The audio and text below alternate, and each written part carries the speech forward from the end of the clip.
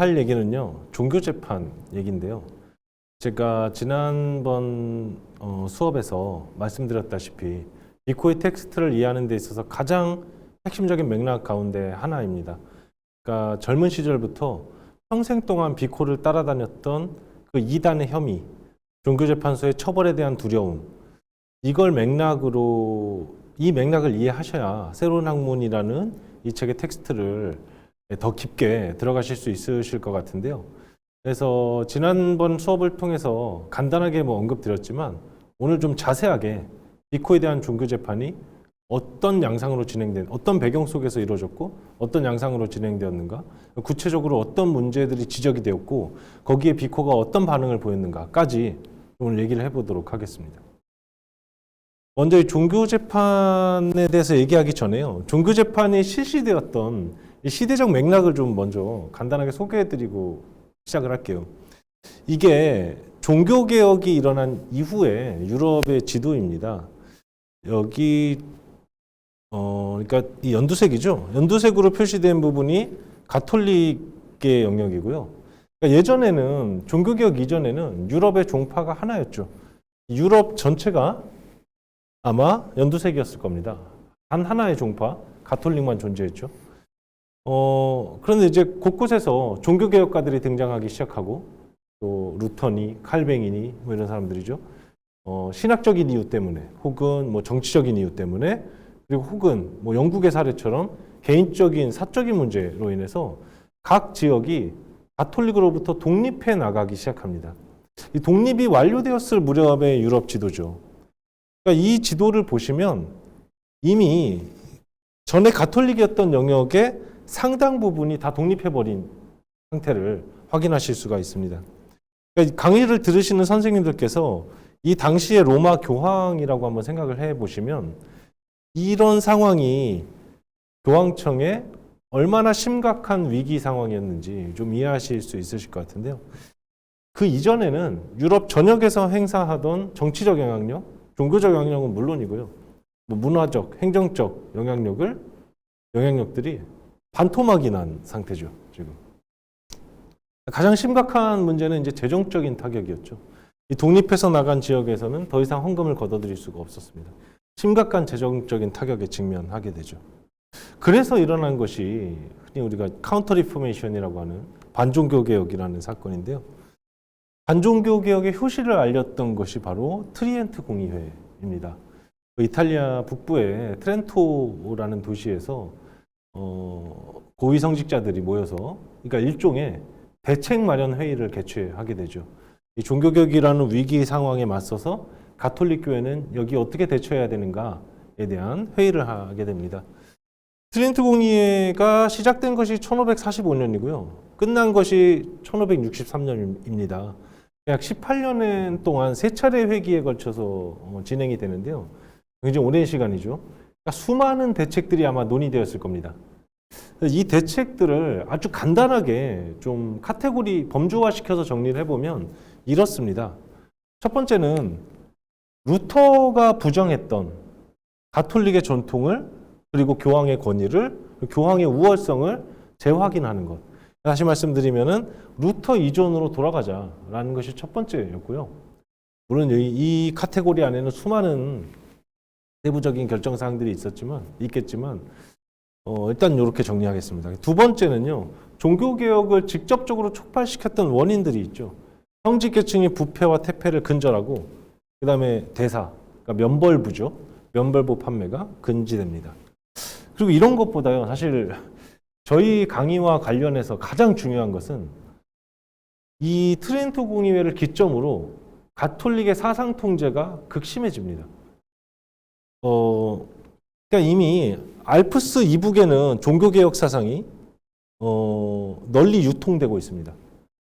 가톨릭으로 남은 지역은 주로 남유럽 지역이죠. 스페인, 이탈리아, 그리고 오늘날 이제 오스트리아의 남부에 해당되는 이 지역인데요. 가톨릭으로 남아있던 지역에는 이 종교개혁 사상이 더 이상 유입되지 못하도록 하는데 굉장히 큰 노력을 기울였죠. 그래서 그 흔히 이제 인덱스라는 이름으로 널리 알려진 금서위원회가 이 시기에 설치가 됩니다.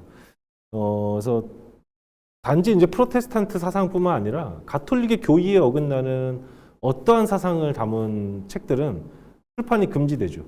이미 출판된 책들은 전량 압수되고 소각됩니다. 그다음에 두 번째는 종교재판소가 로마에 상설기구로 설치가 됩니다. 그러니까 가톨릭 사상에 반하는 단지 프로테스탄트 사상뿐만 아니라 가톨릭에 반하는 모든 사상들을 설파하고 다니는 자는 종교재판의 처벌 대상이 되죠. 그리고 그런 내용들을 담은 출판물들도 여기서 단속을 하게 됩니다. 그 이전에도 종교재판은 있었죠. 그러나 이제 임시기구였습니다.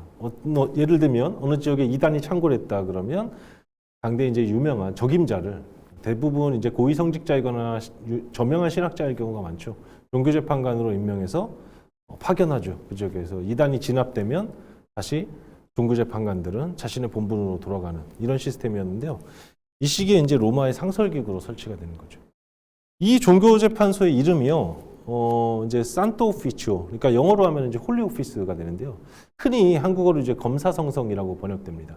오늘날에는 더 이상 존재하지 않죠. 종교재판소가. 오늘날에는 신앙교리성으로 바뀌었습니다. 그러니까 오늘날 신앙교리성의 전신이 종교재판소인 검사성성이었다. 이렇게 생각하시면 되고요. 이 종교재판을 했던 기록들 있잖아요. 이 기록이 세상에 공개된 것이 1998년입니다. 흔히 이제 바티칸의 문서보관소가, 비밀문서보관소가 굉장히 널리 알려져 있죠. 근데 사실 바티칸의 비밀문서보관소는 비밀이 아니었어요. 이미 이 문서보관소는 19세기에 다 공개가 됩니다. 학자들에게. 이제 비밀이 아닌데 이름만 비밀문서보관소였죠. 이 비밀문서보관소보다 훨씬 늦은 시기에, 그러니까 1998년에 이 종교재판소의 검사성성의 문서보관소가 일반에 공개되었다는 거죠. 왜 이렇게 늦었을까? 이것은 아무래도 추측컨대 가톨릭의 사상 통제, 사상 탄압과 관련된 기록이었기 때문에 숨기고 싶은 역사 아니었을까? 이런 생각을 좀 해보는데요. 그래서 어쨌든 이 문서보관소가 공개된 직후부터 많은 전문가들이 여기에 들어가서 연구와 작업을 했고 굉장히 많은 연구 성과들이 2022년 오늘날에 축적이 되어 있는데요. 이 문서보관소에서 발견된, 그러니까 당시에 종교재판을 받았던 사상가들의 목록이 물론 너무나 많습니다. 수백 년 동안 수많은 이름들이 있지만 우리에게 널리 알려진 이름들을 좀 추려보면 이렇습니다. 텔레지오라는 자연철학자부터 해서 굉장히 널리 알려진 철학자들이죠. 몽테뉴, 베이컨, 그리고 갈릴레이의 재판은 너무나 잘 알려져 있죠. 좀 여담을 해보면 갈릴레이 역시 그 이전에는 갈릴레이가 처벌받았던 이유가 지동설을 주장해서다 이렇게 단순하게 이해되어 왔는데요. 이 문서보관소에 있는 종교재판 기록을 실제로 보면 갈릴레이가 당시에 제가 지난 시간에 간단하게 설명드렸던 에피쿠로스 철학의 추종자 가운데 하나였습니다. 그게 더 근본적인 원인이었죠. 이런 새로운 사실들이 98년 이후로 계속 알려지게 됩니다. 또 이 강의, 그러니까 비코와 연관된 이름들이 많이 등장하게 되는데요. 첫 번째는 데카르트와 수많은 데카르트의 추종자들입니다. 비코 젊은 시절에 나폴리에서 데카르트의 철학이 크게 유행했다는 사실은 제가 지난 시간에 말씀드린 적이 있죠. 그 다음에 에피쿠로스와 루크레티우스의 추종자들입니다. 이것도 비코의 젊은 시절에 나폴리의 젊은 세대 지식인들 사이에서 상당히 유행했던 철학이죠. 비코 역시 이 추종자들과 절친하게 굉장히 교류했던 사실이 있었고요. 그 다음에 피에르 가상디라는 프랑스 철학자의 추종자들입니다. 이 피에르 가상디는 에피쿠로스의 철학을 현대적으로 재해석해 놓은 철학자인데요. 에피쿠로스의 추종자 가운데 하나다라고 생각. 17세기에 굉장히 널리 영향력을 행사한 에피쿠로스의 추종자 가운데 하나다라고 생각하시면 되고요. 그다음에 우리가 익히 짐작할 수 있는 이름이 있죠. 스피노자도 당연히 종교재판소의 단죄를 받았고, 말브랑슈, 존 로크도 마찬가지입니다. 그리고 드디어 우리의 주인공 비코의 이름도 등장을 하는데요. 그러니까 98년 이전에는 사실 비코가 종교재판을 받았다는 사실 자체를 학자들이 다 모르고 있었어요. 그래서 비코의 종교성은 이렇다, 가톨릭이다, 이단이다 여러 가지 갑론을박이 있었지만 98년도에 이 문서가 공개되고 나서는 이 논쟁이 좀 사그러드는 측면이 있죠. 오늘날에 우리가 어떻게 바라보든 상관없이 당대 가톨릭 교회는 비코를 완전한 이단으로 바라보고 있었다라는 것이 증명이 된 셈이니까요. 자, 이제는 제가 이 문서보관서를 좀 소개를 해드려 볼게요. 여기 이제 이탈리아어 이름이 있는데요. 요거를 구글에 검색하시면 이 홈페이지에 어렵지 않게 들어가실 수 있습니다. 근데 이 문서보관서는 다른 공공문서보관서와 다르게 안을 들여다보기가 굉장히 어렵습니다. 일단 첫 번째는 제가 첫 번째 강의에도 말씀드렸지만 이탈리아의 많은 사이트들이 영어 홈페이지를 제공하지 않죠.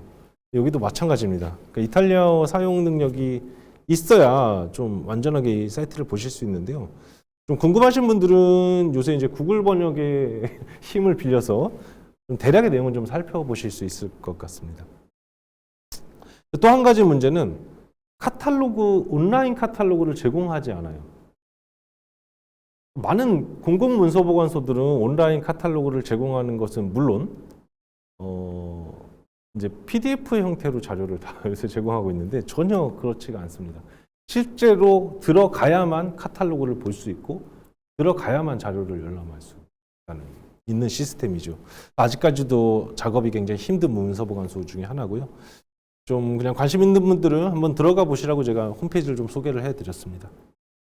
그러니까 이 신앙교리성이라는 뜻이죠.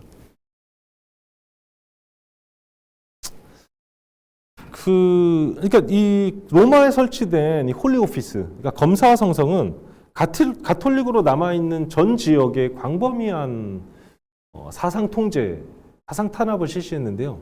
특히 나폴리에서 굉장히 극심했습니다. 이게. 비코가 활동하던 나폴리에서 그 양상을 좀 소개해드릴 건데요. 그 전에 비코의 젊은 시절에 그럼 나폴리는 어떤 환경이었는가를 좀 소개를 해드릴게요. 나폴리는 굉장히 학문적으로는 굉장히 전통적인 곳이었습니다.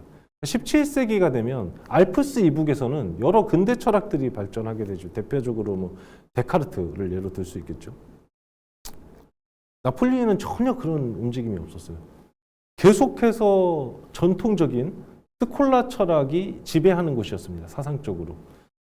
여러 가지 이유들이 있겠지만 나폴리 왕국이 이제 중세에 성립되죠. 중세에 노르만인들이 이탈리아 남부로 들어오면서 나폴리 왕국을 건설하게 되고, 노르만인들이 이제 가톨릭으로 개종하면서 그 이후로 계속 로마 교황청의 영향에서 벗어날 수가 없던 지역이에요. 심지어는 로마 교황은 대대로 나폴리를 자기의 봉토로 생각했어요. 자기가 이제 봉건 영주고 저기는 나의 영지다. 나폴리 왕국은. 이걸 상징하는 전통이 하나 있는데요. 매년 나폴리의 왕은 나폴리는 끊임없이 외국 왕조의 지배들을 받았던 곳이지만 어느 왕이 나폴리를 통치하든 교황에게 흰 당나귀를 하나 로마에 매년 진상하는 이런 전통이 있었습니다. 이 양국의 봉건적 관계를 재확인하는 전통이었죠. 이 전통이 18세기까지 이어집니다. 이런 특수한 상황이 있었다는 거죠. 정치적인 상황. 이런 정치적인 상황이 문화적인 맥락에 영향을 미쳤고 전통적인 스콜라 철학이 지배하는 것이었죠. 근데 17세기부터 여기에 균열이 생겨나기 시작해요. 17세기부터 알프스 이북에서 발달하던 근대 철학이 막 유입되기 시작합니다. 그러면서 스콜라 철학의 헤게모니가 위협을 받게 되는데요. 이 근대 철학의 유입을 선도했던 이 주인공들은 인베스티간티 아카데미라는 이 모임의 회원들이었는데요. 인베스티간티 이게 이탈리아어인데요. 한국어로 옮기면 이제 탐구자들이라는 뜻입니다. 이 사람들이 스스로를 탐구자들이라고 자기 정체성을 그렇게 규정했습니다. 새로운 학문을 탐구하는 사람들이다. 그러니까 이 사람들은 나폴리의 전통적인 지식인들과는 굉장히 달랐죠. 프랑스어와 영어 등 외국어에 굉장히 능통했습니다. 언어도 유럽의 언어적 헤게모니가 이제 시기에 따라서 변화하죠. 르네상스 시기의 이탈리아어는 전 유럽의 교량어였죠. 그 이후에 새로운 지식은 더 이상 라틴어와 이탈리아로 생산되지 않습니다. 17세기 말이 되면 프랑스어와 영어로 생산되죠. 프랑스어와 영어에 능통했다는 얘기는 새로운 근대 철학을 받아들이기에 적합했다, 이 사람들은. 이렇게 생각하시면 되고요. 적임이었다. 그리고 알프스 이북의 근대 철학자들과 활발하게 교류했습니다. 실제로 여행을 떠나기도 하고요. 수많은 서신들을 교환한 내용들이 오늘날에도 이제 남아 있죠. 이 인베스티간티 아카데미가 수입했던 나폴리로 수입했던 철학은 무엇이었느냐? 여러 가지 사상적 조류들이 있겠죠. 뭐 데카르트를 포함해서 여러 가지 사상적 조류들이 있겠지만 가장 중요한 것은 아까 제가 소개해드렸던 가상디였습니다. 가상디. 이 나폴리의 젊은 세대의 지식인들, 이 탐구자들에게 가장 큰 영향을 미친 철학자가 프랑스의 가상디였습니다. 아까 설명했던 것처럼 가상디는 에피쿠로스와 루크레티우스를 재해석해 놓은 철학자죠. 다시 말씀드리면은 인베스티간티 아카데미 회원들의 대다수는 에피쿠로스의 추종자들이었다라고 생각하시면 되겠습니다. 젊은 세대의 지식인들 사이에서 이런 철학들이 크게 유행하다 보니까 전통적인 스콜라 철학과 대립이 불가피했죠. 이 시기에 보수적인 지식인들과 젊은 세대의 지식인들 사이에 굉장히 뜨거운 논쟁이 벌어집니다. 서로가 서로를 이단으로 비난하는 이런 상황이 발생하죠. 비코는 어느 쪽이었을까요? 비코는 지난 시간에 제가 설명드렸던 것처럼 이 탐구자들, 인베스티간티 아카데미 회원들 가운데 몇몇이 비코의 절친한 친구였습니다. 비코가 실제로 이 아카데미를 출입했는지 아니었는지는 저희가 알 수가 없지만 어쨌든 절친한 관계에 있었고 출입했을 가능성도 배제할 수는 없습니다. 알 수는 없지만 이런 상황이고요. 그러니까 아까 설명드렸던 것처럼 로마는 교황이 있는 로마는 나폴리를 자기 영지로 생각하고 있었잖아요. 여기서 반종교 개혁 이후에 끊임없이 굉장히 폭압적으로 통제해오던 이런 사상들이 유통되기 시작했다는 걸 알게 된 거죠. 어떻게 했을까요? 나폴리를 당시에 이제 검사성성, 아까 설명드렸던 종교재판소는 나폴리를 이단적인 사상의 용광로다 이렇게 간주합니다. 이게 그 당시에 보고서에 등장합니다. 그 검사성성에서 나폴리 교구에 내려보낸 공문에 등장하는 표현이에요. 이단적인 사상의 용광로다. 온갖 이단적인 사상이 유통되고 있다. 그래서 어떤 조치를 취하느냐? 제가 여기 공문을 하나 가져왔습니다. 1671년에 17세기 말에 로마에 있는 검사성성이 나폴리의 대주교인 카라치올로에게 발송했던 공문의 내용인데요. 어떤 내용의 공문을 보냈는지 한번 읽어볼까요? 자, 그 도시에는, 나폴리에는 고대 그리스인들의 원자론에 대한 관심을 일깨웠던 르네 데카르트의 철학적 견해를 설파하는 것으로 자신의 재능을 증명하려 하는 사람들이 있습니다. 여기 조금 근데 검사성성에서 에피쿠로스 철학과 데카르트 철학을 지금 정확하게 이해는 하지 못한 것 같아요. 둘을 지금 뒤섞고 있습니다. 둘은 직접적인 연관관계가 없음에도 불구하고 에피쿠로스와 데카르트의 철학을 동일한 것으로 간주하고 있죠. 어쨌든 에피쿠로스 철학이나 데카르트 철학이나 똑같은 사람들인데, 똑같은 놈들인데 제가 쉽게 설명드리면 나폴리에서 이게 유통되고 있다는 거예요. 그래서 이들은 몇몇 신학자들에게 어떻게 해서 성찬식 이후 빵과 포도주가 예수 그리스도의 살과 피로 변하는지 증명하라고 요구합니다. 기적을 인정하지 않죠. 존경하는 동료 추기경과 종교재판관 여러분들의 철저한 감시의 눈초리 아래에서 교부들과 교회 박사들의 견해에 어긋나는 위험한 교인은 숨을 곳이 없을 터이지만 그렇다 하더라도 추기경께서는, 그러니까 나폴리 교구를 관할하는 카라치올로 추기경께서는 누가 이와 비슷한 견해를 주장하고 가르치는지 알아내는데 힘써야 됩니다. 그래서 신중을 기해서 이러한 사상의 확산을 차단할 수 있는 처방을 내려야 하고 바로 이곳으로 검사성성에 보고를 해달라. 이런 내용입니다. 정리하자면 나폴리의 이단적인 사상이 유통되고 있으니까 누가 이런 얘기하고 다니는지 당신이 색출해가지고 바로 보고해라. 이 내용이죠. 그래서 이제 보고가 들어갔겠죠. 그래서 진행된 것이 바로 무신론자 재판, 일명 무신론자 재판이라고 하는 종교 재판입니다. 왜 무신론자 재판이라고 불리냐면 이 당시 검사성성에서 종교 재판을 시행하면서 내세웠던 명분이 나폴리에 있는 무신론자들을 처벌하기 위해서였는데요. 이 무신론자들이 누군지 우리는 이미 알고 있죠. 제가 지금까지 설명해드린 내용에 비춰보면 누구겠습니까? 에피쿠로스와 가상디 데카르트를 추종하는 나폴리의 젊은 세대의 지식인들. 다시 말씀드리면 탐구자들, 인베스티가 아카데미 회원들을 솎아내기 위한 목적의 종교 재판이 9년 동안 벌어지는 거죠. 그 내용입니다. 그러니까 무신론자 재판이 일어난 것이 시작된 것이 1688년이고요. 그 다음에 끝난 것이 9년 동안 계속됩니다. 그래서 끝난 것이 1697년인데요. 자, 비코가 나폴리에 있었을 때죠. 비코의 나이가 그러면 비코는 1668년생이죠. 그렇다면 비코의 나이는 20세, 약관이 되죠. 약관의 나이 20대 내내 진행됩니다. 비코의 20대 내내. 근데 자서전에서 비코는 자신의 탄생 순간부터 기록하고 있죠. 무신론자 재판에 대해서는 단 한마디도 언급하지 않습니다. 이상하지 않나요?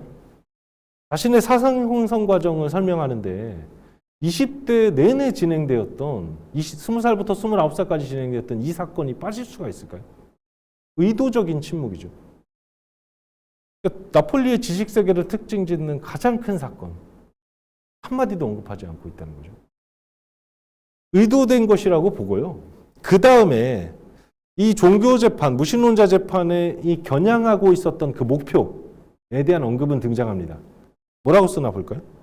궁극적으로 그는, 이 비코는 에피쿠로스나 데카르트의 기계론적 물리학을 진지하게 받아들이지 않은 것은 물론 장난 삼아서도 인정하지 않았다.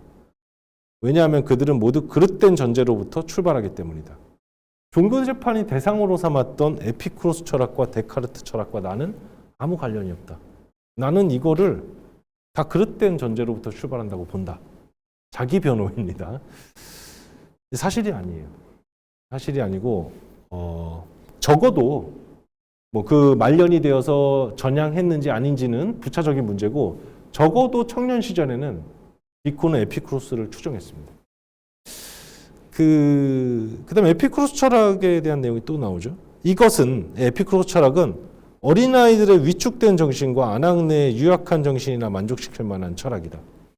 이것도 이제 에피쿠로스 철학에 대한 평가절하이죠. 여기 그냥 부연 설명을 드리면 저 아낙네의 유약한 정신이 이 여성 혐오적 태도죠. 미소진이의 전형입니다. 더 설명드리면은 이제 이 당시까지만 해도 남성과 여성의 본성이 생물학적 본성이 다르다고 생각했고요. 단지 이제 신체적인 것뿐만 아니라 정신적인 면에서도 여성이 정신적으로 남성보다 열등하다고 생각했습니다. 그래서 이런 표현이 나오게 되는 거예요. 17세기 지식인들의 쓴 책에 아주 단골로 등장하는 여성 혐오적 표현 중에 하나라는 거 말씀드리고요. 어쨌든 이상하잖아요. 종교재판에 대해서 한마디도 하지 않아요. 9년 동안 진행된. 그리고 종교재판이 겨냥했던 이 사상들과의 모든 연관성을 끊어내려는 시도를 합니다. 자서전에서. 그리고 하나 더 말씀드려볼까요? 비코가 나폴리를 떠나 있었던 유일한 시기가 있었죠. 9년 동안 떠나 있었죠. 언제일까요? 바로 무신론자 재판이 시작되던 바로 이 시기입니다. 그 자서전에서 사실 바톨라로 왜 떠나게 되었느냐에 대해서 이렇게 설명합니다. 그 사이 윤리적 고뇌 속에서 비코의 파리한 얼굴은 더욱 수척해졌고 가족의 재산도 크게 쪼그라들었다. 그러면서도 그는 자신의 연구를 계속하기 위해 무척이나 휴식을 갈망했고 휴식하고 싶었던 거예요. 이제 지쳐가지고 머리가. 그의 정신은 법정의 소란함을 몹시 혐오하기에 이르렀다. 비코가 법학 전공자고요. 변호사 경력도 있었습니다. 이런 게 지쳤다 이 얘기죠. 주교는 비코는 이제 많은 고위 성직자들과 친분 관계가 있었는데요. 이 당시의 지식인들이라면 필수적이었죠. 고위 성직자와의 네트워크를 쌓는 것이 비코도 마찬가지였죠. 자기가 아는 한 주교가 경관 좋고 공기까지 완벽한 칠렌토의 성에 있는 이 칠렌토의 성이 이제 바톨라를 의미합니다. 바톨라에 있는 조카들의 가정교사를 해보지 않겠느냐고 권유했다.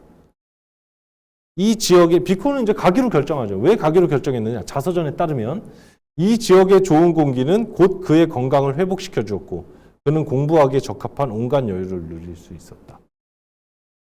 공부하러 갔다는 거죠. 지친 심신을 달래고 시골 마을에 가서 공부하기 위해서 칠렌토로 갔고 거기서 9년 동안 난 연구에만 몰두했다라고 쓰고 있는데 이거 사실일까요?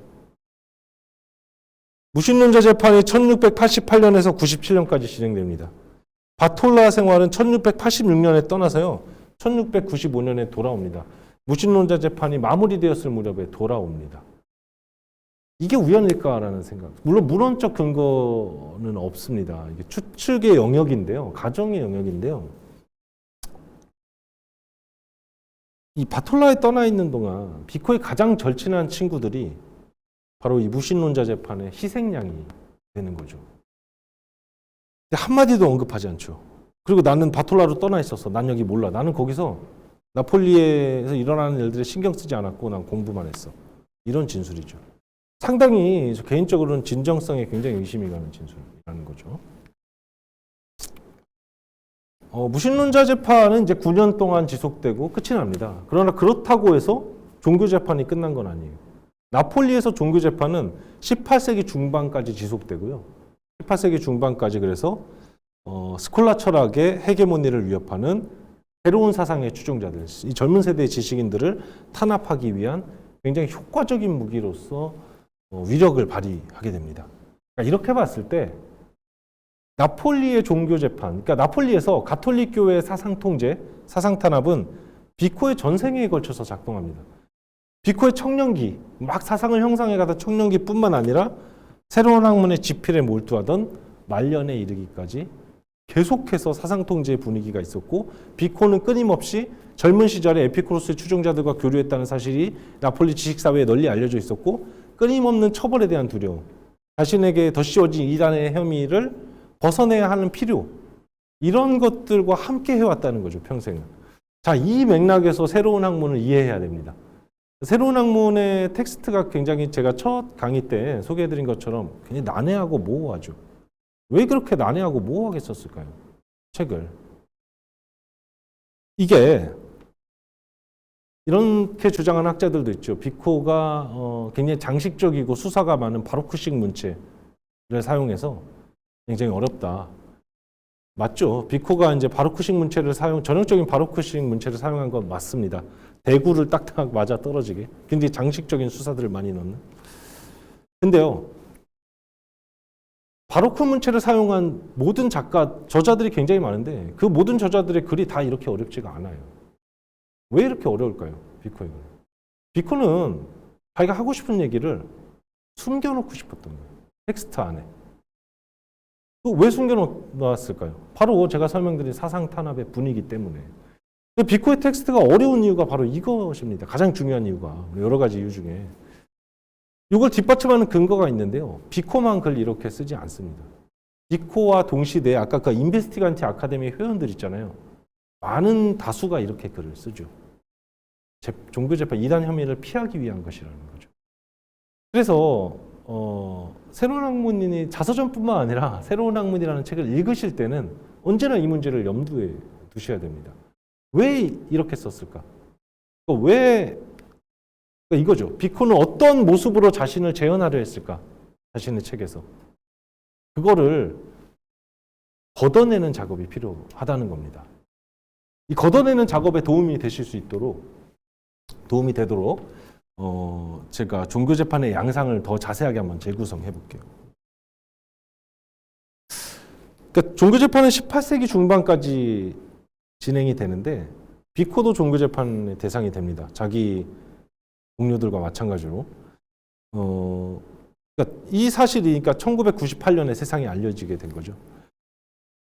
비코가 어떤 경위로 종교재판을 받게 되는지 한번 얘기를 해볼게요. 흔히 비코에 대해서 한국 사회에서 통용되고 있는 오해가 하나 있는데요. 새로운 학문이라는 이 책이 전혀 알려지지 않았다. 당대에. 독자가 없이 묻혀버렸다. 이렇게 알고 있는데요. 엄밀하게 말씀드리면 사실이 아닙니다. 독자가 제한적이었던 것은 맞아요. 그러나 전혀 알려지지 않고 묻혀버렸다는 것은 사실이 아닙니다. 굉장히 뜨거운 반응이 있었어요. 사실은 새로운 학문에 대해서. 특히 베네치아에서 굉장히 반응이 뜨거웠습니다. 이 사실을 비코는 자서전에다가 굉장히 자랑스럽게 서술을 하는데요. 한번 읽어볼게요. 새로운 학문이라는 이 책을 내니까 이 책은 물론 우리가 읽고 있는 번역서 1744년판이 아니고요. 초판 1725년판 새로운 학문입니다. 이걸 내가 내고 나니까 이탈리아 전역에서 특히 베네치아에서 비코의 이름이 널리 알려졌다. 그 당시 나폴리에 상주하던 베네치아 외교관이 베네치아에서 받은 수많은 요청 때문에 그 책을 냈던 펠리체 모스카 출판사에 남아있던 모든 책을 구입했고, 그러니까 나폴리에 있는 펠리체 모스카 출판사에 남아있는 책들을, 사본들을 베네치아에서 전부 다 사간 거죠. 근데 그걸로도 수요를 다 감당할 수가 없었다는 거죠. 찾을 수만 있다면 얼마든지 자신에게 다 보내달라고 요구했던 것이다. 구할 수만 있으면. 그리하여 3년 만에 그 저작은 너무도 진귀해져 다 팔린 거죠. 3년 만에. 12절판에 288쪽이라는 작은 책임에도 불구하고, 그 선생님들 그 읽고 계신 새로운 학문 굉장히 두껍잖아요. 44년판은 두꺼운데요. 25년판은 한 그 절반밖에 안 됩니다. 분량이. 그 얘기입니다. 이스쿠도 혹은 그 이상의 거래되었다. 베네치아에서 거둔 성공을 내쓰고 있죠. 그래서 나폴리에 있는 책을 공수해다가 베네치아에서 팔았던 건데, 그래도 수요가 감당이 안 되니까 일단에 베네치아의 지식인들이 베네치아판을 기획합니다.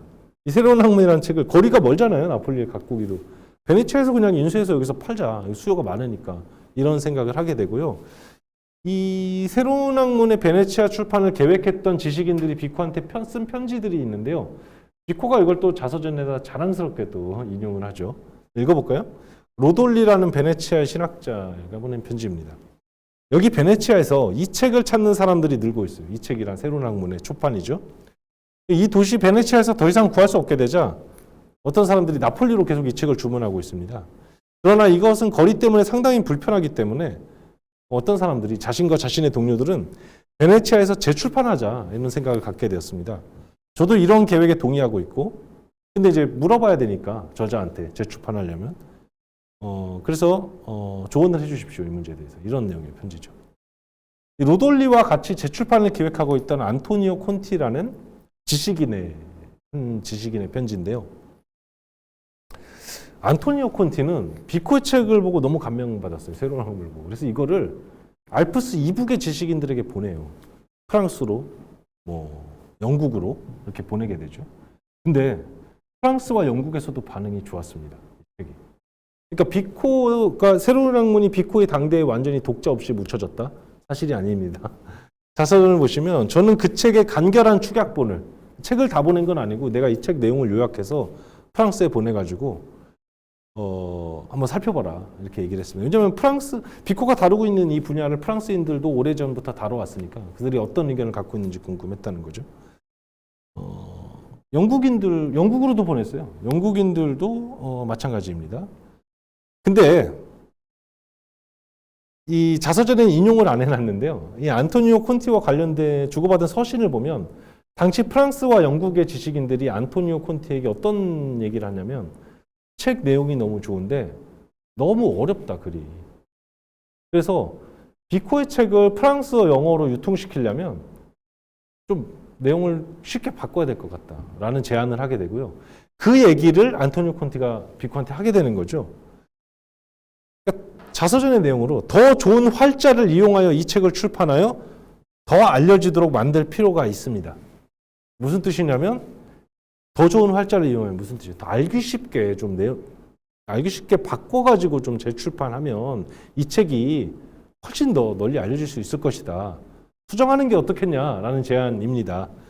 탁월하신 귀하께서 적절하다고 생각된다면 그 어떤 것이라도 추가하실 시간을 드릴 것입니다. 요약해 볼까요? 안토니오 콘티는 이 책을 프랑스, 영국에 다 반응 좋은데 유통시키려면 좀 쉽게 바꿔야 돼요. 그러니까 바꾸세요. 덧붙일 내용이 있으면 덧붙이시고 우리가 얼마든지 기다리겠습니다. 라는 내용이죠.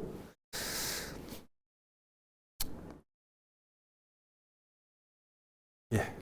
하여튼 베네치아에서 그래서 재출판 작업이 시작이 됩니다. 재출판 작업이. 기록에 따르면 베네치아판, 아까 이제 안토니오 콘티가 수정할 시간을 주겠다 했는데 비코가 수정을 해요. 실제로 1929년에, 죄송합니다. 1729년에 여기다가 주석을 덧붙입니다. 약 200페이지가 넘는 주석을 여기다 굉장히 많은 양이 덧붙여진 거죠. 근데 이 주석 원고는 발견되지 않습니다. 사실 어떤 내용을 덧붙였는지는 우리가 알 수가 없어요. 그러나 그러니까 굉장히 많은 내용이라는 걸 알 수 있죠. 200페이지가 되는 내용이라는 것은. 새로운 내용이 굉장히 많이 첨가된 상태의 원고가 베네치아에서 출판 대기 중에 있었습니다. 인쇄까지 됐어요, 사실. 흥미로운 과정이 하나 있는데요. 이 시기가 베네치아에서 새로운 학문의 원고가 출판 대기 중이던 시기가 루소가 베네치아 여행할 때라는 거죠. 루소의 인간 불평등 기원론이라는 책을 보면 초기 인류가 문명 사회를 건설하는 이 과정에 대한 묘사가 새로운 학문과 굉장히 유사합니다. 그래서 루소가 가정입니다. 일종의 표절이다.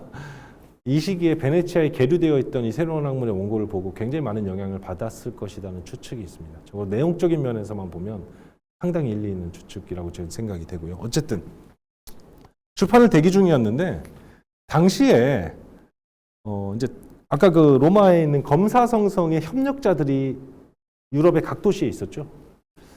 근데 이제 그 베네치아 옆에 있는 파도바라는 도시에 펠레그리노 그라시라는 성직자가 이제 검사성성의 협력자였는데요. 이 사람이 봤는데 나폴리에서는 출판 허가를 이상 없이 받았어요. 왜냐하면 나폴리 교구에 있던 검열관은 비코의 친구였습니다. 인적 관계가 있었어요. 그래서 이 내용이 이단이든 아니든 뭐 하여튼 출판 허가를 내줬습니다. 근데 베네치아는 달라요. 인적 관계가 없는 곳이에요. 비코가. 이 펠레그리노 그라시가 딱 보니까 나폴리에서 출판 허가를 받아서 출판된 이 책과 베네치아에 계류 중이던 이 원고가 달라요. 내용이 다릅니다. 많이 바뀌었어요. 구체적으로 어떤 내용이 바뀌었는지 우리는 알 수 없어요. 남아있지 않아요. 원고가. 소실됐습니다. 그럼 어쨌든 200페이지의 주석이 덧붙여져 있는 원고고 실제 다른 내용들도 많이 수정이 되었을 것이라고 저희는 추측할 수 있겠죠. 그래서 검사성성에 보고를 하는 거죠. 지금 굉장히 내용이 다른 원고가 검열 없이 여기서 출판되려고 그러니까 이거 한번 검열할 필요가 있다라는 보고서를 올리게 되죠. 베네치아에서는. 여기서 우리는 뭘 할 수 있냐면 아까 제가 설명드렸던 17, 18세기 나폴리의 지식인들이 학문 활동을 하기 위해서 성직자와의 인적인 네트워크가 얼마나 중요했는가를 알 수 있죠. 그래서 검사성성에서 이제 검열을 맡기게 됩니다. 이 책을. 이게 당시 이제 종교재판의 관례상 3명의 신학자에게 검열을 맡기게 되는데요. 이 검열관으로 고용되었던 3명의 신학자들입니다. 조반니 로시, 그다음에 땀부리니, 그다음에 세르지오라는 인물인데요. 이 조반니 로시는 비코와 동향 출신이에요. 동시대 나폴리 출신이죠. 나폴리 상황이 어떻게 돌아가는지 굉장히 잘 알고 있는 인물이고요. 이미 나폴리 지식사회에 비코 이름이 널리 알려져 있을 테니까 비코가 어떤 사람인지도 잘 알고 있어요. 그러니까 첫 번째 검열관으로 로시를 고용했다라는 얘기는 검사성성에서 굉장히 많은 의혹을 가지고 있었다. 이 책에 대해서. 이 책을 누구보다 잘 알 수 있는 사람에게 맡긴 거죠. 탐부리는 좀 관대한 인물이었습니다. 제가 나중에 이 둘의 보고서를 실제로 읽어드릴 텐데요. 탐부리니는 굉장히 관용적인 인물이었고요. 세르지오는 굉장히 보수적인 신학자였습니다. 이렇게만 소개해드리고요. 이게 이제 검사성성의 문서보관소에 제가 실제로 들어가서 이 검열관들의 보고서를 작업을 했던 적이 있는데요. 거기서 좀 발췌한 내용들을 좀 읽어보겠습니다. 먼저 결론적으로 말씀드리면 조반니 로시는 비코 새로운 학문의 모든 구절을 완전한 이단으로 규정합니다. 빠짐없이 조목조목 비판합니다. 자기 보고서에서. 어떤 내용들을 지적했는지 한번 살펴보겠습니다. 첫 번째는요. 가장 먼저 로시의 눈길을 끌었던 것은 문체의 모호함. 로시는 이런 얘기를 하죠. 보고서에서 로시가 쓴 글입니다. 제가 이거 첫 번째 강의 시간에 비코 텍스트의 어려움, 모호함을 뒷받침하는 근거로 제가 읽어드렸는데요. 이 새로운 학문이라는 책이 한 번 들어가면 빠져나올 수 없는 미로와 같아서 읽어도 무슨 말인지 모르겠다, 이 책을. 그러니까 이걸 왜 첫 번째 첫머리에 두었느냐. 제가 볼 땐 그거죠. 일부러 이렇게 쓴 거 아니냐. 저작이 지금 뭔가를 숨기고 싶었기 때문에 비코가 일부러 알아보기 힘들게 이렇게 써놓은 거 아니냐. 이게 이 문체의 모호함에 대한 얘기를 보고서의 서두에 배치한다는 것은 바로 이런 의미입니다. 이런 생각이 듭니다. 두 번째로 지적했던 것은요. 그 성사와 세속사. 그러니까 히브리 민족, 성서에 나오는 히브리 민족의 역사와 다른 모든 다신교 민족과의 역사와의 관계를 비코가 어떻게 설정하고 있느냐의 문제를 다룹니다. 지난 시간에 좀 말씀드렸지만 새로운 학문의 베네치아판, 그러니까 베네치아판뿐만 아니라 이제 1725년 판에서도 마찬가지고요. 모세가 시적인 언어를 사용했다. 이런 표현이 이제 등장하죠. 그리고 히브리 민족 전체가 시적인 언어를 사용했다. 이런 표현이 등장하는데요. 이게 이제 성서 무 오류설에 어긋나죠. 성서에 나온 얘기는 문자 그대로 사실이어야 해요. 모세가 한 얘기 문자 그대로 사실이어야 합니다. 부정할 수 없는 역사적 사실이어야 하는데요. 시적인 언어라는 것은 제가 지지난 시간에 소개해드렸던 대로 문자 그대로 사실이 아니잖아요. 비유적 의미로 해석돼야 하는 것이죠. 굉장히 이단적인 것이 맞습니다. 로시가 이걸 정확하게 이제 보았고요. 로시에 따르면 비코는 진리와 신화를 구분하지 않고 있는 거예요. 진리는 성서는 완전한 진리고 다신교의 역사와 관련된 얘기는 역사적 사실성을 결여한 신화, 전설에 불과한데 이 두 개를 똑같이 다루고 있다. 이런 지적입니다. 로시가 뭐라고 쓰냐면 가톨릭의 진리가 다신교 민족의 역사를 통해 증명되고 있다는 점에서 굉장히 치명적이다. 라는 이런 얘기를 쓰게 되죠. 그 다음에 1725년 판에는요. 대홍수 이전의 역사와 관련된 얘기가 들어가죠. 저희가 읽고 있는 1744년 판은 대홍수 이후부터 시작하죠. 저희가 연표를 봐서 제가 설명을 드렸지만 1725년 판에는 대홍수 이전의 얘기가 있어요. 근데 대홍수 이전의 역사에 대해서 성서가 다루고 있는 것은 굉장히 분량이 적죠. 구약 성서에는. 근데 대홍수 이전의 역사에 대해서 비코는 성서에 안 나오는 얘기들을 굉장히 장황하게 써놓는단 말이죠. 그래서 로시가 볼 때는 성서에도 안 나오는 이 얘기를 도대체 어디서 보고 쓴 거냐 이거. 이런 생각을 하게 되는 거죠. 보고서의 내용을 한번 읽어보겠습니다. 로시에 따르면 성서는 모든 책들 중에서 가장 오래된 것이며 세속적인 비평의 기준에서 보더라도 위작이 아닌 진본입니다. 이건 뭘 얘기하는 거냐면 당시에 스피노자를 얘기하는 겁니다. 스피노자가 신학 정치론에서 뭐라고 쓰죠? 모세오경은 모세가 쓴 것이 아니다. 이 히브리어를 언어 문헌학적으로 비평해 보면 여러 시대에 걸쳐서 여러 명의 저자들이 쓴 텍스트를 누군가 편집한 것이다. 이런 얘기를 하는데요. 스피노자를 부정하는 거죠. 이거는 뭐 위본이 아니고 그냥 진본이에요. 모세가 신의 계시를 받아서 쓴 진본입니다. 성서란. 이게 로시뿐만 아니라 당대 모든 가톨릭 학자들이 이렇게 생각을 했었죠. 스피노자에 대한 얘기는 마지막 강의 시간에 제가 자세하게 드리도록 하고요. 어쨌든 그렇다면 성서가 진본이라면 위작이 아니라면 이 책에 재구성되어 있는 이 책이란 새로운 학문이죠. 새로운 학문에 재구성되어 있는 대홍수 이전의 역사는 도대체 어디서 어느 출처로부터 끌어낸 것입니까? 성서에는 언급도 안 되는 이 얘기를 비코는 어디서 끌어낸 거냐?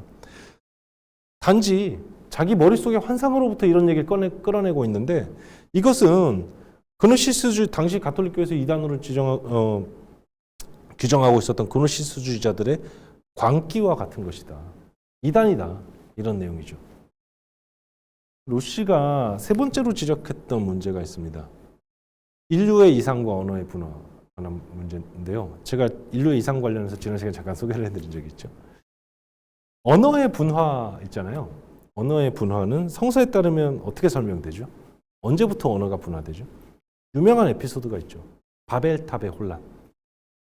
바벨탑을 건설하던 인류에게 신이 벌을 내려서 여러 개의 언어를 사용하게 만들고 뿔뿔이 흩어지죠, 그들은. 이게 이제 구약 성서에 따른 언어예요. 세계 각지의 다양한 언어들이 어떻게 생겨났느냐? 바벨탑 때문에 생겨났다. 이게 전통적인 그리스도교 역사가들의 해석이었죠. 근데 지난 시간에 비코의 언어 이론에 대해서 라페일이랑 비교하면서 잠깐 설명을 드렸는데요. 비코는 어떻게 쓰고 있죠? 세계 각지에서 자생적으로 언어를 발생시키죠. 처음에는 성대가 발달하지 않아서 제스처로만 소통하다가 점점 외마디 외침, 감탄사, 그러다가 한음절, 두음절, 세음절 점점 분화된 언어로 발달해 갑니다. 이 비코의 언어 발달 이론인데요. 이게 세계 각지에서 비코는 문명의 다원 발생설의 신봉자였으니까 언어도 각지에서 자생적으로 다원적으로 발생하죠. 성서의 내용과 완전히 어긋나는 얘기죠. 이걸 지적합니다. 그래서 인류는 로시의 보고서의 내용인데요. 여러 지역으로 분산되기 이전에 탑과 도시를 건설했습니다. 비코에 따르면 그렇다는 거예요. 도대체 그들이 어떤 방법으로 이집트의 동굴에서부터 시작하여 가족을 형성하고 최초의 도시와 왕국을 건설했다는 말입니까? 성서에 따르면 이거 그렇지 않다. 비코가 쓴 내용이 그렇지 않다는 지적입니다. 그 다음에 로시가 네 번째로 지적한 문제가 있는데요. 야수와 같은 방랑, 그러니까 그 이탈리아어로 이제 에라멘토 페리노라고 하는데요. 비코에 따르면 그 다신교 민족은, 히브리 민족이 아닌 다신교 민족은 처음에는 문명 사회를 건설하기 전에 야수와 짐승과 같은 상태에서 막 세상을 방랑해요. 이게 홉스와의 연관성이 좀 돋보이는 구절인데요. 어쨌든 그건 이제 부차적인 문제고요. 이 이론을 소개해드려 보면 이 사람들은 몸이 거인이 됩니다. 거인. 성서에 거인이 실제로 나와요. 네피림이라는 거인이. 성서와 연결시키려 했던 거죠. 자신의 이론을. 거인이 되어서 세상을 막 방랑하다가 자연 현상으로부터 번개가 치고 천둥이 치고 그러니까 두렵잖아요. 그래서 여성을 데리고 동굴로 들어갑니다. 그래서 거기서 최초의 가족을 형성하고 가족들이 모여서 최초의 사회를 건설하고 이게 이제 비코의 문명 발달에 관한 설명이죠. 야수와 같은 방랑은 성서에 따르면 완전히 성서의 설명과 어긋나는 얘기죠. 인류의 시작은 낙원이었잖아요. 성서에 구약 성서에 창세기에 따르면. 그래서 이 성서의 내용을 기반으로 해서 비코의 문명 발달에 대한 설명을 비판하는데요. 이단이라고 읽어볼까요? 보고서를. 인류가 제우스를 두려워하기 시작했던 시점부터 비코에 따르면 이제 번개 치는 걸 보고 그걸 제우스라고 했다는 거죠. 이걸 두려워하기 시작했던 시점부터 공개적인 성행위에 대한 수치심을 갖게 되고 한 명의 여성을 데리고 동굴로 들어갔다. 결혼을 시작했다. 이거는 잘못된 견해입니다. 왜 잘못됐느냐? 성서에 비춰보면 완전히 다 잘못됐다는 거예요. 성서에 따르면 인류는 원죄 이후에 벌거벗고 있다는 사실을 깨닫고 지상낙원을 거닐던 신의 눈을 피했습니다. 제우스 때문이 아니라는 거예요. 비코는 거인의 기원과 확산을 대홍수 이후로 설명합니다. 비코에 따르면 거인으로 살던 방랑하던 이 인류가 문명사회를 건설했는데 각지에 그게 대홍수가 있으면서 비코는 대홍수의 보편성을 부정하지는 않잖아요. 라페리에르와 달리. 그러면서 이 문명이 다 없어진 거예요. 대홍수 이후에 똑같은 과정을 다시 거칩니다. 짐승같이 다시 방랑하다가 거인이 되어서 다시 문명사회를 건설하는데요. 근데 거인이란 것은 성서에 따르면 네피림이라는 거인이 나오는데요. 이 거인은 대홍수 이전에만 등장해요. 대홍수로 인해서 거인은 사라집니다. 그 다음에 노아의 세 아들들이 이제 인류의 기원이 되죠. 여기 어긋난다는 거예요. 대홍수 이후에 거인이 어딨냐? 성서에 따르면 다 멸망했는데 대홍수 이전에. 이게입니다. 비코는 거인의 기원과 확산을 대홍수 이후로 설명합니다. 그러나 사실 성서는 그들이 대홍수 이전에 모두 죽었다. 이렇게 증언하고 있습니다. 그래서 이거 이단이다. 또 야수와 같은 방랑은 다른 모든 주장들도 이단이지만 그것보다 더 끔찍한 주장입니다. 확실한 것은 대홍수 이후에 야수와 같은 방랑을 언제 했느냐. 노아가 여러 세기 동안 살았고 그의 몇몇 자손들은 그보다 더 오래 살았고 모두 참된 신과 성서에 나오는 신을 의미한 그리스도교의 신과 신의 종교 그리고 율법에 대해서 잘 알고 있었습니다. 이 얘기입니다. 여기서 이제 굉장히 중요한 언급이 하나 등장하는데요. 로시는 이 야수와 같은 방랑이라는 비코의 설정을 반박하면서 이단으로 비판하면서 이거 루크레티우스 사상 아니냐. 그러니까 루크레티우스가 곧 에피쿠로스죠. 그러니까 에피쿠로스가 남긴 저작이 없기 때문에 로마 시인 루크레티우스가 쓴 데레룸 나투라라는 그러니까 만물에 대하여라는 책을 통해서 에피쿠로스의 사상이 전해지는데요. 이거 그거랑 똑같은 거 아니냐. 비코의 이론이. 이런 의혹을 제기합니다. 근데 선생님들께서 혹시 이 루크레티우스를 읽어보신 분들이 계실지 모르겠는데요. 이 데레룸 나투라, 만물에 대하여라는 책의 5권의 5번째 권에 보시면 초기 인류가 문명사회를 건설하는 과정에 대한 설명이 나오는데요. 똑같습니다. 이 비코의 설명과 똑같습니다. 저는 이 새로운 학문이라는 것은 비코에 말년에 쓰여진 책이잖아요. 자서전에 비코가 나는 루크레티우스와 상관없다. 루크레티우스 나는 잘못된 그릇된 전제에 기반한 거라고 생각한다. 얘기했지만 청년 시절에 오류다. 그러나 과연 말년에 이르기까지 에피쿠로스 철학을 그렇다고 해서 멀어졌느냐, 에피쿠로스 철학과. 새로운 학문의 내용은 그렇지 않다는 걸 보여준다는 거예요. 저는 심지어 어떤 생각이 들었냐면 데 레rum 나투라는 라틴어로 쓰여진 책이죠. 이 라틴어를 그냥 이탈리아어로 번역해 놓은 거 아닌가. 너무나 똑같으니까. 이런 생각까지 들었습니다. 비코는 에피쿠로스와 말년까지도 멀어지지 않았다. 이걸 증명한다는 거죠. 로시의 비피. 로시가 굉장히 예리하게 이걸 짚어냈던 거죠. 그 다음에 이제 언어의 기원에 대해서도 비판을 하는데요. 아까 비코의 언어 이론에 대해서 소개를 해드렸고. 근데 처음에는 이제 제스처로 소통하죠. 음성이 없는 언어라는 거죠. 근데 성서에 따르면 창세기 어떤 구절이 등장하냐면요. 아담은 신과 대화합니다, 직접. 어떤 언어로 대화했을까요? 그 신이 내린 언어로 자신의 아내와 소통합니다, 아담은. 그리고 많은 그 동식물의 이름을 지어줘요. 소리 없는 언어로 가능했을까요? 이 얘기인 거죠. 이걸 지적하죠. 성서에 따르면 아담과 로시의 보고서인데요. 아담과 이브가 서로 말을 나누었고 또 이들이 뱀과 그리고 신과도 얘기를 나누었다는 사실에 의심의 여지가 없습니다. 아담은 창조된 직후에 모든 동물들의 이름을 지었습니다. 그러나 우리의 저자 비코는 이를 완전히 부정하면서 이와 반대로 언어의 빈곤 상태에 있던 초기 인류가 자신의 생각을 표현해야 할 필요에 따라서 몸짓으로 대화했다. 제스처로. 이렇게 주장합니다. 그러니까 인류 최초의 대화에는 음성이 없었다는 겁니다. 최초의 대화는 이건데 아담의 언어인데 이런 생각을 하는 거죠. 여기서 하나 더 말씀드리면요. 필요에 따라라는 표현이 등장하죠. 필요에 따라.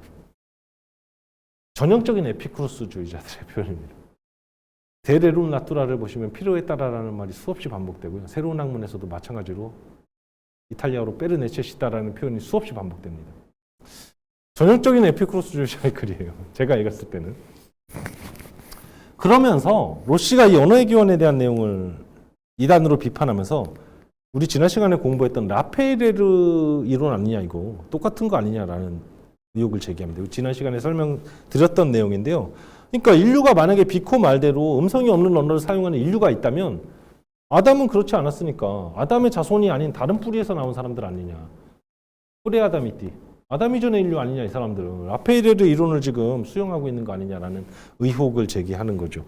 읽어볼까요? 그 보고서를 읽어보겠습니다. 그러니까 인류의 조상이 음성이 없는 언어를 사용했다는 것은 그들이 아담의 씨가 아닌 생쥐와 마찬가지로 땅에서 나왔다는 뜻이고 오로지 그들의 후손들만이 음성이 없는 언어를 다음 절로 구성된 언어로 발전시켰다는 뜻입니다. 이거 라페이레르의 추정자입니다. 비코는. 이런 비판을 하게 되죠.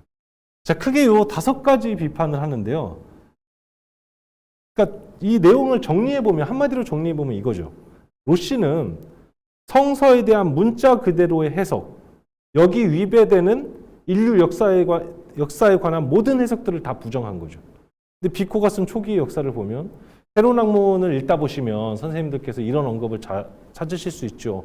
성서가 가장 오래된 기록이고 가장 인류 고대사에 있어서 가장 신뢰할 만한 기록이고 비코가 이런 얘기 쓰지만 실제로 자기가 재구성해 놓은 역사는 성서와는 너무 달랐다는 거죠. 근데 17세기까지의 그 정통파 가톨릭 신학자들, 학자들의 입장은 성서는 문자 그대로 사실이라는 거죠. 성서 이외의 다른 기록들, 고대사에 있어서 성서와 맞지 않는 다른 기록들은 이건 다 신화, 사실성 없는 신화, 혹은 비유적으로 해석해야 될 표현들, 이런 거죠. 비코에게서 로시가 본 것은 이 정토파 가톨릭 학자들의 입장의 핵심을 이루던 성서에 대한 문자 그대로의 해석을 완전히 무시하고 있다. 제가 검사성성에서 그 검열했었던 여러 명의 저자들의 목록을 제가 한번 보여드렸는데요. 이 모든 저자들에 관한 검열 보고서에 공통적으로 등장하는 태도가 이겁니다. 성서에 대한 문자 그대로의 해석을 가톨릭교회는 아주 강박적으로 강박관념이라고 느낌이 들 정도로 수호하려 했던 거고 비코에 대한 로시의 입장도 마찬가지였다. 이렇게 정리를 드리겠습니다. 그러면 비코는 완전한 이단이죠 지금. 로시의 때문에. 그러면 이제 처벌돼야 되잖아요. 비코는 처벌받지 않습니다. 비코를 구해줬던 것이 두 번째 검열관이었던 바로 탐부리니라는 인물인데요. 아까 설명드렸던 것처럼 로시에 비해서 훨씬 관대한 태도를 취했던 인물입니다.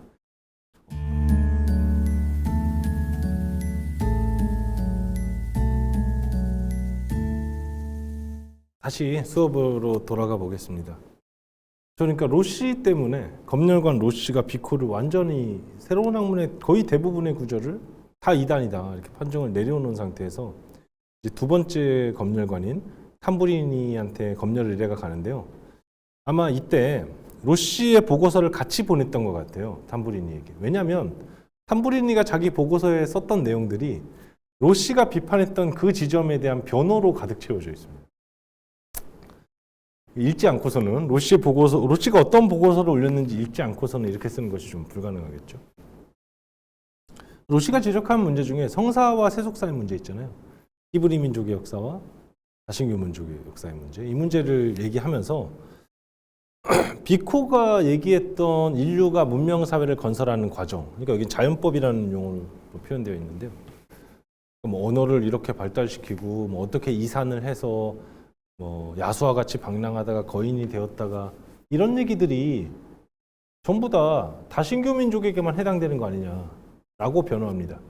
그러니까 비코에 따르면 성사, 히브리 민족의 역사와 다신교 민족의 역사를 완전히 분리시켜 놓고 요 설정 지난 시간에 제가 설명해 드린 적이 있죠. 라페이레르와 유사하다 이 설정이 분리시켜 놓고 이 성서의 내용에 대해서는 언급 안 하잖아. 비코는 다신교 민족에 대해서 얘기한 거니까 이 성서의 진리와 위배되는 것이 아니다.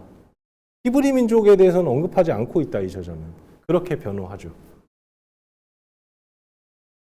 그다음에 두 번째는요. 아까 로시가 또 지적했던 인류의 이상과 언어의 분화에 대해서 이런 얘기를 합니다. 사실 성서에 보면은 인류의 이산에 대한 설명이 두 가지 모순되는 설명이 등장해요. 하나는 바벨탑이죠. 아까 설명드렸던. 두 번째는 노아의 세 아들들입니다. 노아의 세 아들들이 셈은 메소포타미아에 남아있고 야벳은 유럽인의 조상이 되고 함은 아프리카인의 조상이 되죠. 근데 이 이후에 바벨탑을 건설해서 거기로부터 흩어졌. 이미 그 전에 흩어졌는데요. 인류는 모순되는 설명이잖아요. 이 모순을 다 알고 있었는데 사실 침묵해 왔어요. 가톨릭 역사가들은 성서의 모순 가운데 일부죠. 그래서 비코가 얘기한 게 성서적 근거가 있다. 비코는 이 얘기한 거다. 노아의 세 아들들의 이산을 얘기한 거지. 그래서 바벨탑의 에피소드와 어긋나는 설명이라 하더라도 이것 역시 성서적 근거가 있는 것이다. 라고 변호합니다. 비코를 변호하려는 어떤 목적이 있었다고 저는 느껴져요. 그거를 확실히 알 수는 없습니다. 왜냐하면 이게 추적해봐도 탐보리니와 비코 사이에 직접적인 인적 관계는 드러나지 않는데 한 다리 두 다리 건너서 뭐 알았을 수도 있고 그거는 뭐 알 수가 없습니다만 어쨌든 비코를 변호하기 위해서 성서의 모순을 지금 끄집어내고 있죠. 그다음에 언어의 기원 문제 있잖아요. 이것도 이 변호는 굉장히 옹색한데 인류가 제스처가 없는 언어를 사용하고 그 다음에 뭐 단음절 언어, 다음절 언어 이렇게 발전시켜 나가는 것이 원죄 이후의 일이라고 생각하면 된다. 아담이 그랬다는 게 아니고 그러면 성서에 위배되지 않는다. 아담은 신으로부터 받은 언어를 사용했고 원죄 이후에 인류에게 죽음이 찾아온 것처럼 원죄 이후에 인류에게도 그 신으로부터 받은 언어를 사용할 수 있는 능력이 없어진 거다. 원죄 이후에. 그래서 그때부터 발전시켜 나갔다. 아담의 언어는 이제 없어진 거죠. 그렇게 생각하면 이거 이단이라고 꼭 볼 필요가 없지 않느냐. 탐부리니의 의견이었습니다. 좀 옹색해요, 이것은. 논리가. 그 다음에 문체 모함에 대해서도 지적하는데 이거 굉장히 재밌습니다. 로시는 물론 명시적으로 보고서에 언급하지 않았지만 이 얘기를 가장 보고서 첫머리에 넣어놓음으로써 이 저자가 뭔가를 감추려고 있다라는 의도를 내비치는데 탐부리니는 이거를 똑같은 문체의 모호함을 탐부리니가 읽기에도 어려웠겠죠. 이 책이. 누가 읽어도 어렵겠죠. 동시대에. 비코를 변호하기 위한 수단으로 사용합니다. 이 저작이 담고 있는 내가 지금 변호한 문제들 말고 이 저작이 담고 있는 나머지 주장들을 이해하는 것은 누구에게도 이거 어렵다. 무슨 얘기냐면 이거 사람들이 읽어도 어차피 무슨 얘기인지 모르는 책이야. 그러니까 허가해줘도 돼. 이런 내용입니다. 한번 읽어볼까요? 보고서의 내용인데요. 사정이 이러하므로 저는 이 저작에 대한 판결을 내리는 것이 이 종교재판소 검사 성성의 권위에 어울리지 않는다고 생각합니다. 그러니까 그 종교재판소가 개입할 만한 가치가 없는 책이다. 내용이. 그렇게 수준 있는 책도 아니고 읽어도 무슨 소리인지 모르는 책이다. 이렇게 변호하죠. 항상 계속 이런 생각이 들어요. 탐보리니 보고서를 보는 내내 비코를 변호해야만 할 어떤 이유가 있었다. 탐보리니. 그래서 여러 가지 이유들을 지금 변호의 이유들, 근거들을 갖다 붙이고 있다는 생각이 많이 드는데요. 따라서 존경하는 재판관 여러분들이 달리 생각지 않으신다면 이 저자에게 또 다른 판, 베네치아판이겠죠. 베네치아에서 출판하도록 해도 무방하다고 생각됩니다. 어차피 읽어도 모르니까 사람들이. 이런 얘기입니다. 그러니까 검사 성성은 고민에 빠졌죠.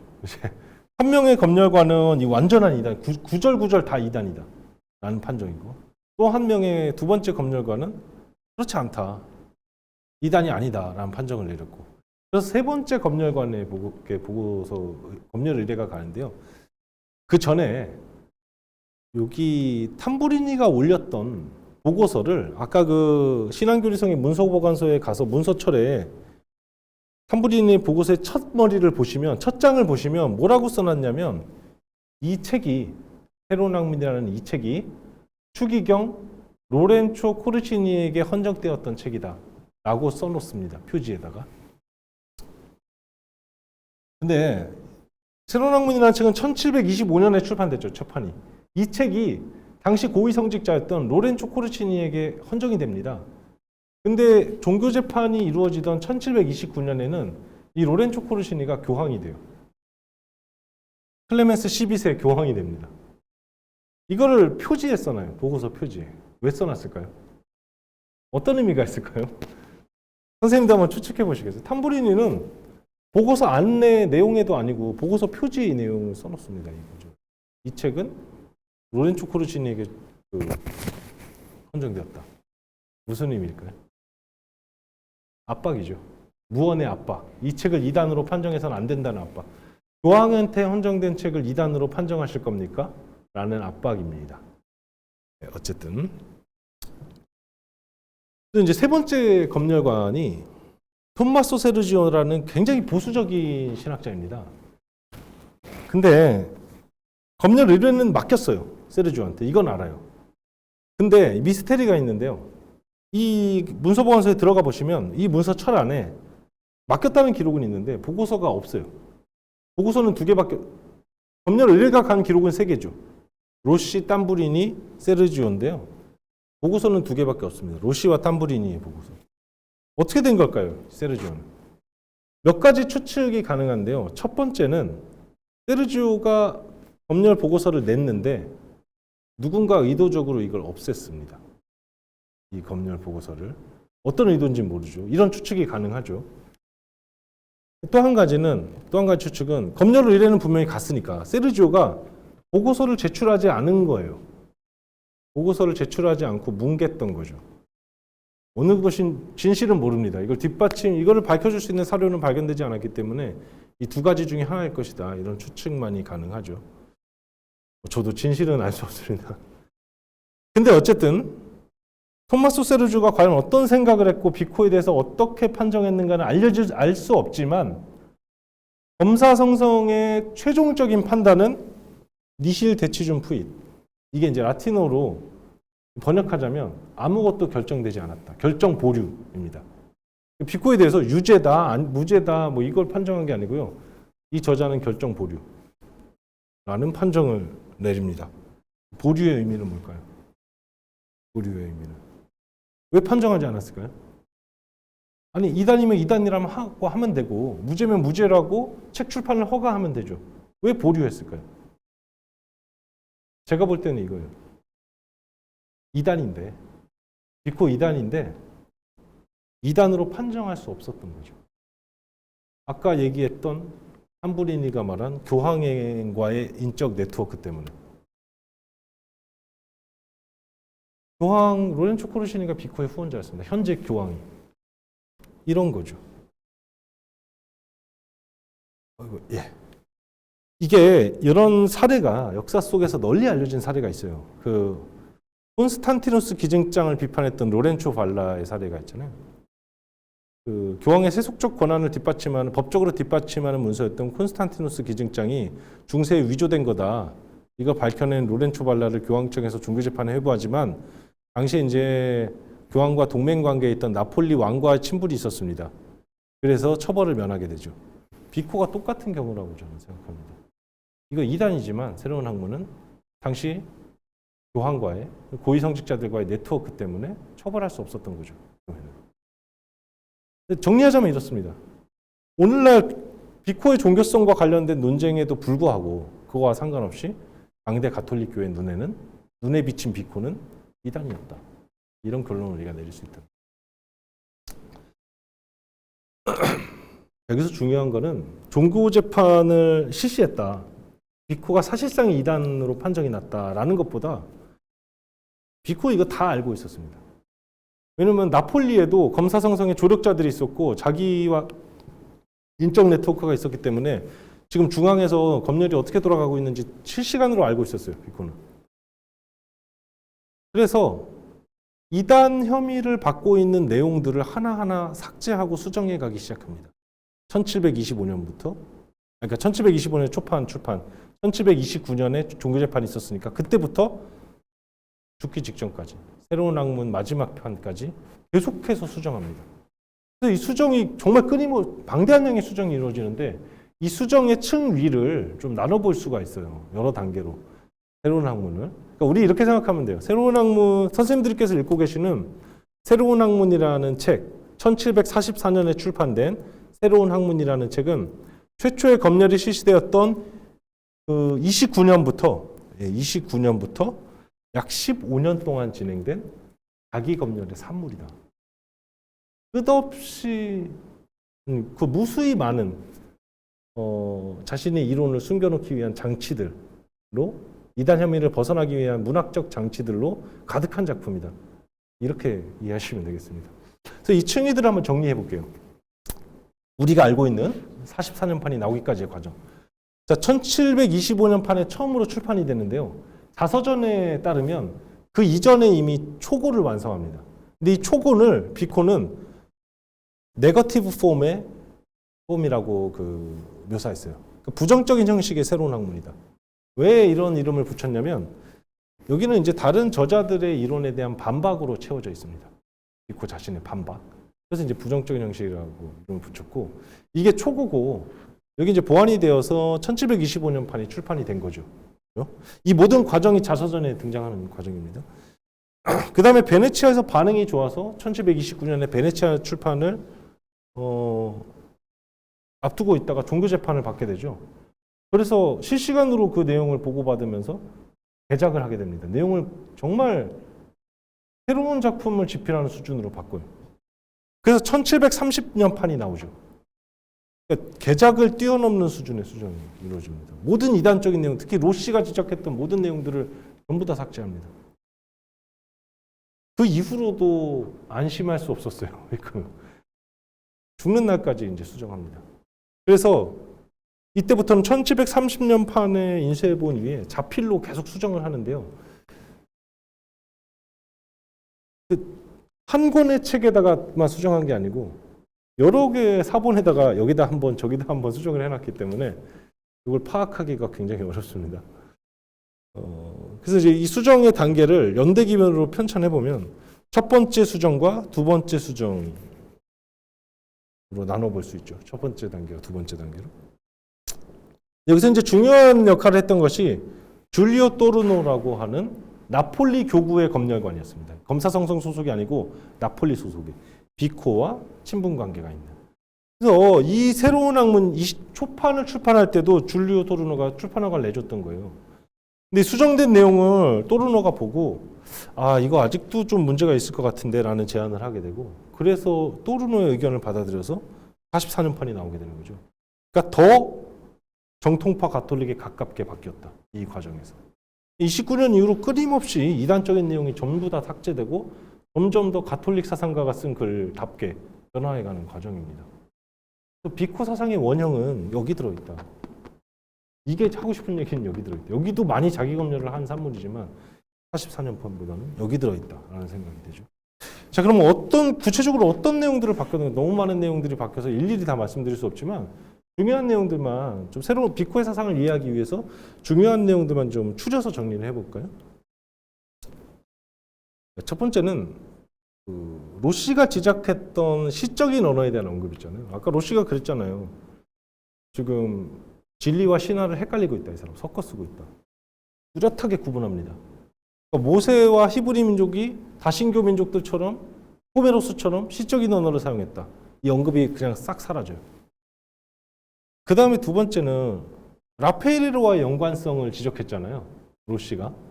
라페이르에 대한 비판이 우리 지난주에 읽어봤던 그 비판이 새로 삽입됩니다. 여기. 너무 뻔해요. 의도가. 라페이르를 비판하는 의도는. 새로 삽입되면서 대홍수 이전의 역사와 관련된 단락이 아예 사라져요. 아까 로시가 지적한 부분이죠. 이것도. 대홍수 이전의 역사는 성서에 안 나오는 얘기를 어디서 갖다 쓴 거냐. 뭘 보고 쓴 거냐라는 지적에 있게 되고 이걸 다 삭제합니다. 대홍수로부터 시작되는 연표가 초판에는 없어요. 우리가 살펴봤던 연표가 44년판에 들어가게 되는 거죠. 이런 내용입니다. 이 물론 많은 수정사항들 중에 제가 중요한 내용들만 꼽아봤지만 뻔하죠. 이 수정의 이유가 너무 뻔하죠. 종교재판관이 지적했던 바로 그 내용이 삭제가 됩니다. 근데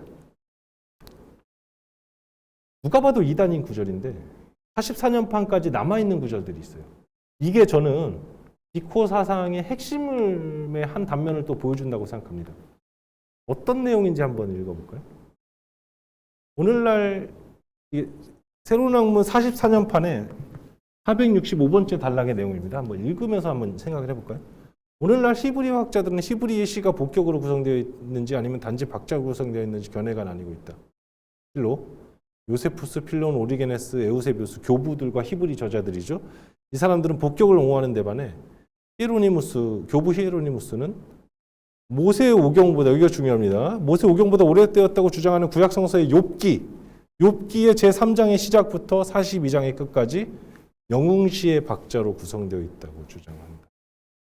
다신교의 역사적 기록, 영웅시라는 것은 비코 역사 발전 단계에 있어서 영웅의 시대에 있잖아요. 그러니까 시적인 지혜로 쓰인 기록이라는 얘기죠. 영웅시의 박자라는 것은. 비코가 성서라는 텍스트를 어떻게 보고 있었는지 로시는 이 단락을 지적하지 않아요.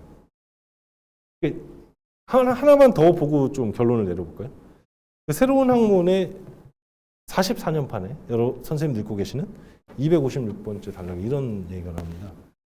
가족국가의 가부장들이 단지 신에게만 복종하는 군주와 같은 권력을 행사했음이 확실하다고 제시하는데 그들은 자신들의 인신과 재산에 대해서는 물론 그들의 땅으로 피신해온 예속민들 대다수에 대해서도 권력을 행사했던 것이다. 최초의 가족군주들이 이제 최초의 사회는 가족사회죠. 비코에 따르면. 이 가족사회의 가부장들끼리 연합함으로써 최초의 귀족제 국가가 탄생합니다. 이 비코의 정치 발달 이론인데요. 그 얘기입니다. 그렇게 그들은 세계 최초의 군주가 되었는데 그들에 대해 신성한 역사가 성사를 의미합니다. 성서의 역사가 가부장 왕, 즉 아버지 군주라고 불렀을 때 이런 의미로 받아들여야 한다는 것입니다. 여기서 가부장 왕, 아버지 군주란 아브라함을 포함한 히브리 민족의 시조를 말해요. 구약성서에 말하는. 이 사람들이 비코가 말한 다신교 세계의 정치 발달 이론 있잖아요. 초기의 귀족 국가를 이뤘던 그 가부장들과 동일한 인물들이다. 우리 확실하게 알 수 있죠. 이제 비코가 어떻게 바라봤는가 성서를. 그러면은 이거는 왜 삭제 안 했을까요? 이 구절들은 끊임없이 정통파 가톨릭 교리에 가깝게 새로운 학문을 바꿔봤는데 수정해왔는데 왜 이 구절들은 마지막 판까지 남아있을까요? 지적을 안 했으니까요. 어떤 검열관, 나폴리국의 검열관 또르노도 그 다음에 검사성성에 고용되었던 로시, 땀부리니 아무도 지적을 안 했으니까. 그래서 남겨도 된다고 판단했던 것은 아니었을까요? 비코가 성서를 바라보는 관점은 이겁니다. 비코는 고대사에 있어서 자기가 설정했던 것처럼 새로운 학문에 그리고 자기가 썼던 것처럼 성서의 기록과 다신교 세계의 기록을 구분하지 않고 싶어 했던 거예요. 성서도 하나의 신화다. 성서도 비유적인 의미로 이해되어야 문자 그대로가 해석되어야 되는 것이 아니고 비유적인 의미로 이해되어야 할 하나의 신화와 같은 텍스트다. 이런 생각했던 거죠. 명확하게 보여주잖아요. 근데 왜 이렇게 파편적으로만 등장할까요? 이 신념은 말할 수 없었으니까요. 말할 수 없었으니까.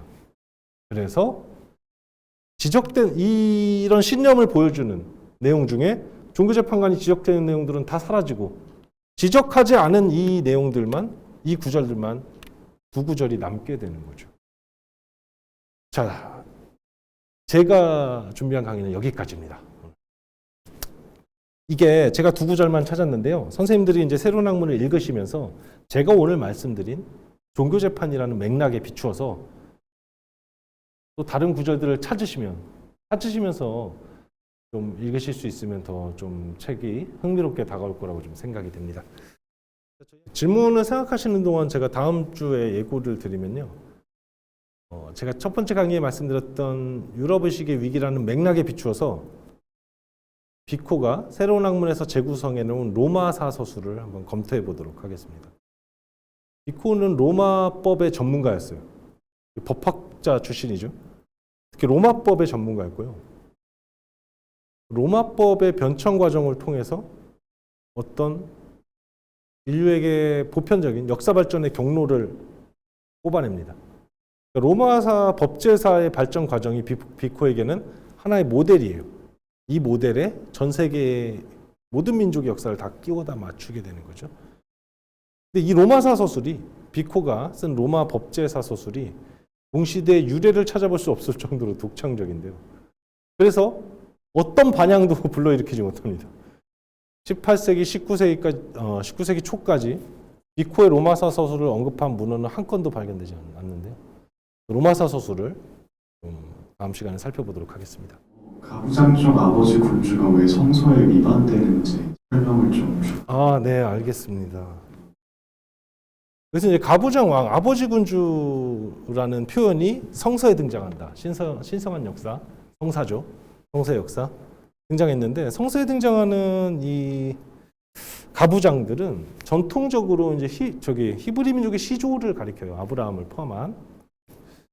근데 이 위에 등장하는 설명은 비코가 성서의 내용이 아니고요. 많은 다신교 민족들이 어떻게 해서 최초의 국가를 건설하는가에 대한 설명입니다. 다시 한번 오늘 했던 얘기를 정리해서 해볼게요. 이 사람들은 문명사회를 건설하기 전에요. 짐승과 같이 살았죠. 다신교 민족은.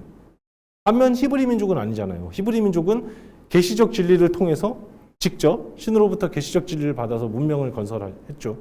그래서 이 사람들이 건설한 문명, 이 사람들이 기록해 놓은 생산한 기록들, 성서와 같은 기록들은 문자 그대로 사실이에요. 굉장히 합리적이고 이성적인 기록입니다. 반면 이 동시대에 이 사람들이 이렇게 문명 건설하고 합리적인 기록들을 생산하고 있을 때 다신교 민족은 짐승과 같은 상태에 있었다는 거죠.